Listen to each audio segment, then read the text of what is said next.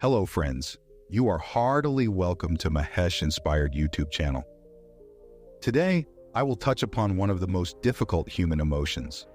In the past, I have written about it and called it an act, a conscious choice.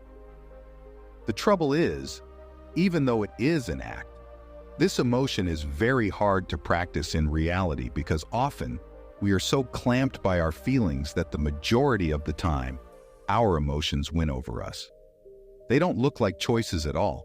Someone ticks you off and you are angry before you know it. And being angry doesn't feel like a choice, but a natural response.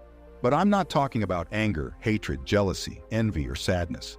With great mindfulness and dharma, you can rise above these and other emotions. Standing away from most feelings, however, is an emotion that is essentially the basis of eternal peace. When I wrote about it earlier, I mentioned that when you continue to practice it, after a while from a mere act or an emotion, it becomes a state of your being. It becomes a part of your nature. Allow me to share a small story before I elaborate on it any further. Once, Buddha decided to go away for a little while. He asked his chief disciples like Ananda, Shariputra, and others to stay back at the monastery while he ventured out on his own. It was most unusual because generally, wherever Buddha went, he was accompanied by his devotees and disciples who doted on him and revered him more than their own lives. They always wanted to be around to behold his beautiful form, to listen to his tranquil words, and above all, just to serve him. But this time, Buddha instructed them not to follow him until he said otherwise. Exploring new places as he walked from one village to another, many people did not recognize him. They didn't think he was Gautama Buddha because there was no entourage, there was no crowd. He was wandering like any other monk, discreet and alone. On the way, Buddha approached a man for alms.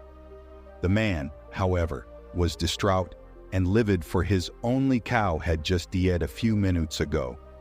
In a fit of rage, he began shouting at Buddha and hurled abuses at him. The sage kept quiet and walked away. But a villager close by felt the unmistakable presence of Buddha and recognized him. He pacified the abuser and said, "Do you know who he was?" "What do I care?" the man said. "No, you should. He was Tathagata, the Buddha himself." "What are you saying?" the man exclaimed. "It's not possible because he always has a large crowd following him. Where are his disciples?" "That I don't know, but I can tell you that he was Buddha. I've heard he's traveling on his own for the next little while." The man was guilt-ridden and decided to find the sage so he could beg his pardon. The next day, he traced him and fell at his feet.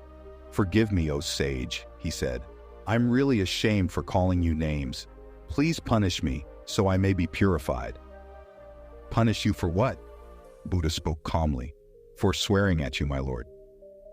"When did you do that?" "Yesterday," he said. "I don't know yesterday," Buddha said. "I know only today." Forgiveness.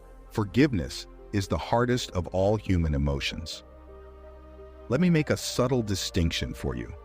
When someone apologizes to you and you pardon them, this is an act of forgiveness. This is still not that big a deal because they have made an admission of their mistake. If they are honest and committed to not repeating it, their sincerity will melt you. I'm alluding to a higher state of forgiveness, that is, forgiveness as an emotion. The ability to experience and exercise forgiveness with or without a confession from the offender is one of the greatest of all emotions. It is the pinnacle of spiritual attainment, next only to compassion. There's a profound message in this story of Buddha. Often people hold on to grudges like some prized possessions. They don't want to let go even when they can. As it is, life is hard enough, so why they make it harder by eternally stocking more and more hard feelings is as intriguing as amusing an aspect of human behavior. Let's not forget that today could be our last day on this planet. Every day is a new beginning. We brush our teeth, we bathe, we dress up, we eat to start our new day. Why not actually make it new? Why not remind ourselves every morning that today I'll not allow my past to barge into my present? That today I'll meet every person as if I'm meeting them for the first time. Is it even doable, you may ask? Well, You won't know until you try. The present moment truly is beyond judgment, analysis, and interference.